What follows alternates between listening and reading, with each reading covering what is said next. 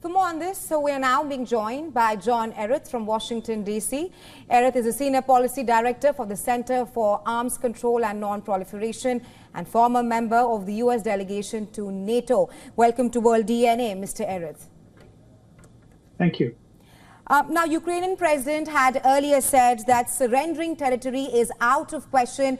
Now, the officials in Kyiv are saying that that question is, it's rather come to a second point. It appears to be shifting towards security guarantees. First up, your assessment of the shifting stance in Kyiv. I don't think there is very much shifting of the stance in Kyiv. Certainly, the Ukrainian position officially is still that they want to regain all of the territory as a condition for peace. They don't want the Russians to occupy more territory. This was tried in 2014, and it failed very badly from the Ukrainian point of view. So why they would accept something like this again, it's absurd. Right. Now, this is the chairman of the Ukrainian Parliament's Defense and Intelligence Committee, Roman Kostenko, who has said this, that the territorial question is extremely important, but the first question is security guarantees. What do you think is the security guarantees that he's talking about? It would likely be NATO membership as a way to get the Article 5 guarantee in place so that an attack on Ukraine would be an attack on all of NATO. This is not likely to happen in the short term, either on the Ukrainian side or the NATO side. Ukraine is not prepared for NATO membership at this point. So this is extremely unlikely. Ms. Erith, you say that security guarantees could be a NATO membership, but Trump, according to reports, according to Trump's Ukraine peace plan, he has clearly said that Ukraine should rather forget being a part of NATO, and Trump's Ukraine peace plan, according to reports, says that a 20-year moratorium on Ukraine's NATO membership.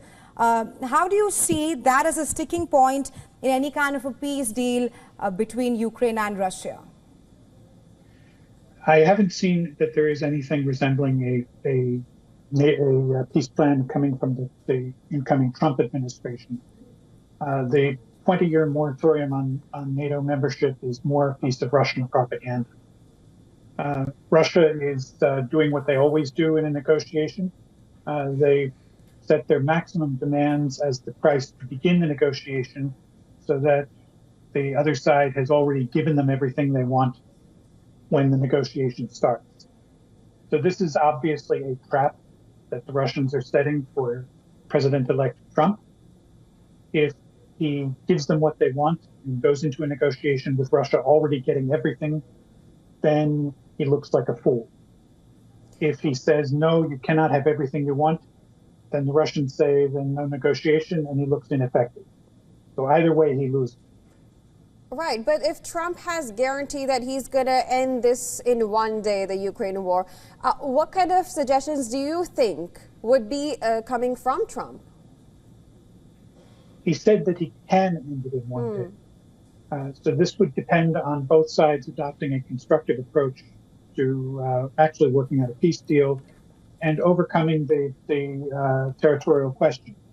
Russia absolutely wants to hold on to the territory that it has seized through its aggression against Ukraine. Ukraine absolutely wants that territory back. This is what has stood in the way of a peace deal thus far, and it would still be a major obstacle. Absolutely. So I think... Go on, of course. So I think that President Trump is saying that if both sides are prepared to adopt a constructive approach, it is possible to reach an agreement relatively quickly, but that's a big if. Right, interesting. Thank you so much, John Erith, for joining us and giving your perspective. You're welcome.